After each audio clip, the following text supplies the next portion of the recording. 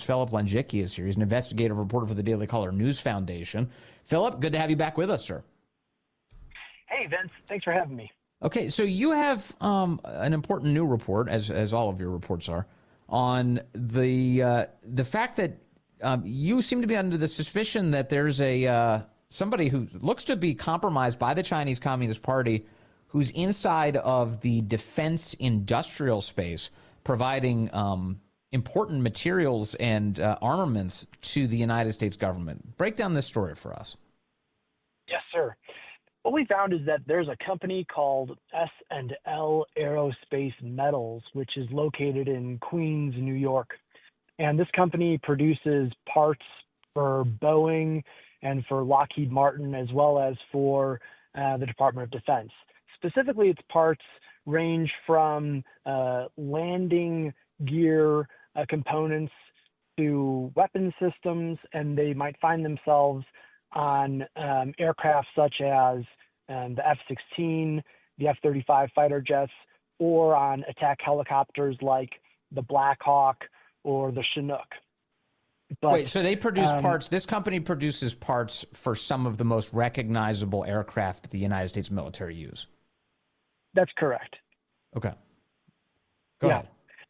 And this company also holds a prestigious position on the Department of Homeland Security's Critical Manufacturing Sector Coordinating Council. And so in this position, it works with other companies that are producing, important parts and the government, and it advises the government on how to protect the U.S.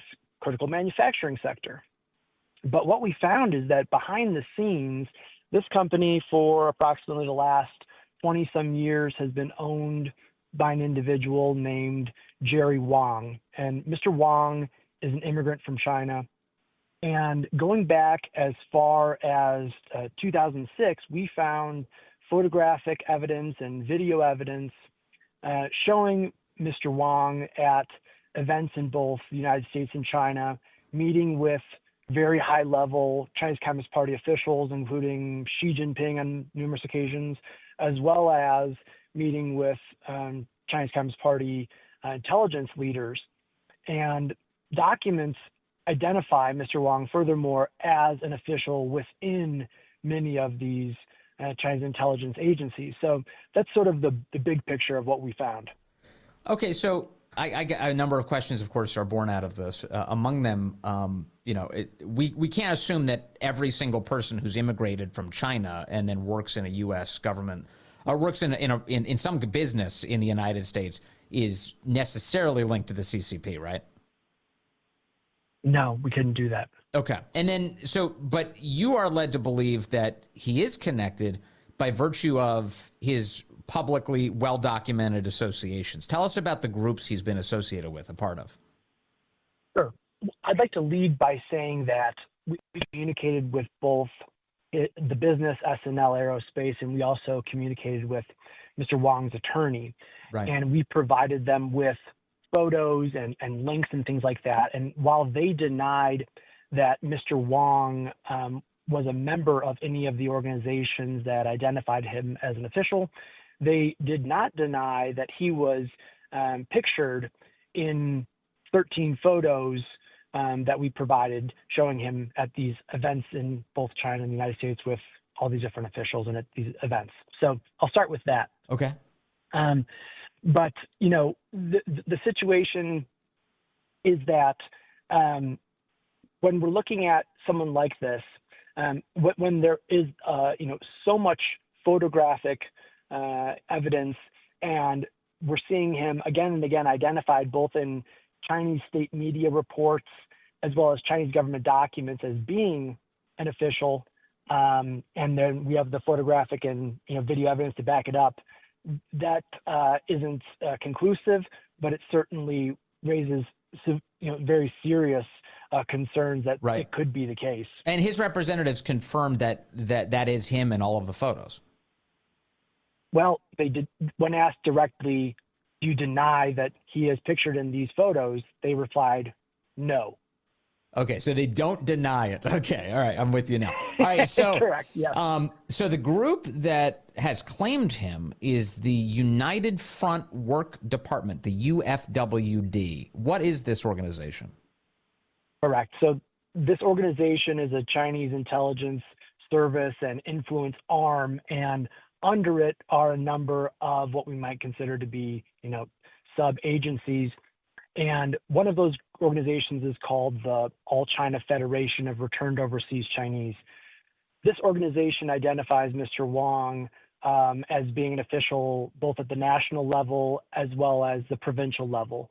There's another agency that's also under the United Front Work Department called the China Overseas Friendship Association. It too identifies him as a member at the national and provincial level. And finally, there were photographs and documents showing Mr. Wang as being an overseas member of a different body called the Chinese People's Political Consultative Conference, which itself is not a Chinese intelligence service.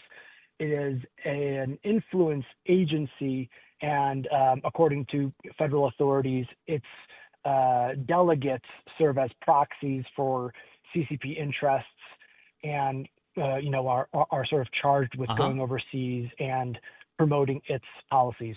And so Mr. Wang's representatives denied to you, correct, that he's a member of the United Front Work Department or ever has been?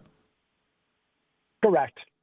Okay, so they denied it. Is that customary? Does the Chinese front group normally claim someone as a member, but they're lying about their membership?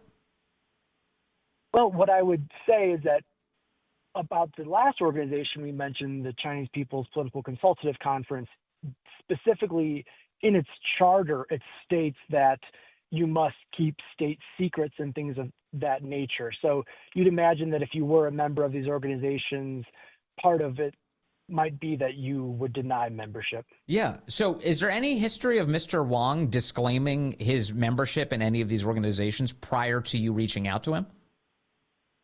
Not to my knowledge.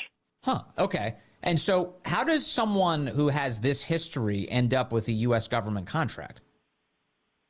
Well, that's a great question. And as far as I know, this really boils down to the United States government, Department of Defense, not thoroughly vetting individuals. From what we heard from intelligence analysts, right now, defense contractors are more or less on the honor system. They are required to more or less disclose their own internal vulnerabilities, and then those disclosures they submit are then given some type of cursory review by the Department of Defense, and then they're allowed then to begin operating as defense contractors. But there's no thorough background check as we might imagine that there would be. Yeah. I also see in your reporting that this defense contractor, SNL Aerospace, they're not new. They've been around since 1947, and they have had relationships with the aerospace industry since the 1950s. It wasn't until Wang, he became CEO in 2001. So in other words, if I understand this correctly, this is a long-time company who had a long-time relationship with the federal government. But this Mr. Wang character comes in and he becomes the CEO in 2001, and it's now his task to maintain those relationships. That's correct. And that's a really interesting element of the story that you've seized upon, Vince. So exactly, this company, around the 50s and 60s then began to move from being, I believe, a bicycle parts manufacturer into the aerospace industry, and it formed these relationships over time. And apparently, as you point out, early in the 2000s, Mr. Wang and an unknown partner acquired the company, and then Wang became the sole owner several years later. Yeah. And so, yes, this is really concerning that you could sort of have a backdoor into that type of relationship with the government. Now, you mentioned some various aircraft. I obviously I don't know all of them in terms of how they operate, in terms of how classified their contents are. But I would think that if you are providing parts to, say, the F-35, which you report that SNL is, that the people that are involved in your company would likely need some security clearances to be able to provide parts to such an important aircraft, right? That's something that we couldn't determine what their level of clearance was, but what we heard is that certainly, even if it wasn't classified information that they had, that the individuals that were, for instance, representing the company at the Department of Homeland Security's Critical Manufacturing Sector Coordinating Council, those individuals would be privy to information that was privileged, and that could really help the Chinese government suss out U.S. vulnerabilities. Philip Lenczycki, I noticed that you talked to a lot of experts for your reporting. What do they say about all of this? Well, I think that in addition to pointing out that, the Department of Defense lacks the, requisite level of vetting for these type of individuals, I think that they were pointing out that, there were serious concerns just that I think we would all imagine, whether it be that this type of individual running a company like this hypothetically could sabotage products, that they could pass off schematics, that they could somehow, corrupt the supply chain at some type of opportune time for the Chinese Communist Party, or that they could identify, points in the supply chain going far back. You can imagine some type of mine that the Chinese government could try to acquire that would deprive the United States of valuable ores that it would need to produce these type of parts. So really it comes down to a logistics nightmare. Would an individual like this, be operating for the other side? And look, the reality, of course, is that we've seen plenty of evidence that the Chinese Communist Party exploits its access through the U.S. government in order to advance its own goals, right? So we saw in late 2024 that Chinese hackers had used American intel agencies' backdoor access to telecom companies in order to hack them, right?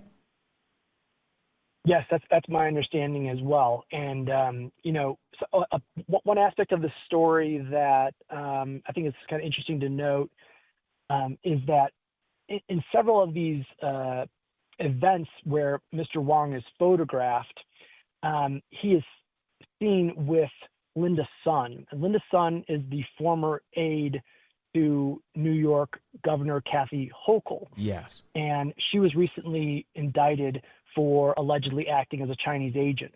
And so we see them together going back as far as 2008 at an event welcoming the chief of one of the aforementioned Chinese intelligence associations, and going then forward in time to 2019 again. And at that 2019 instance, what's interesting about that is that in the indictment of Linda Sun, it states that it was around that time in September 2019 was when this event was held in Beijing, that she was hired as an overseas representative for this All China Federation of Returned Overseas Chinese. So you can really start to see how this could be a concern, given that she is, accused of using her position of privilege to act on behalf of the Chinese government. All right. Philip Lenczycki with the Daily Caller News Foundation, always plugging away on this important topic at a level that most reporters haven't even begun to scratch the surface. Philip, thank you very much for your time today.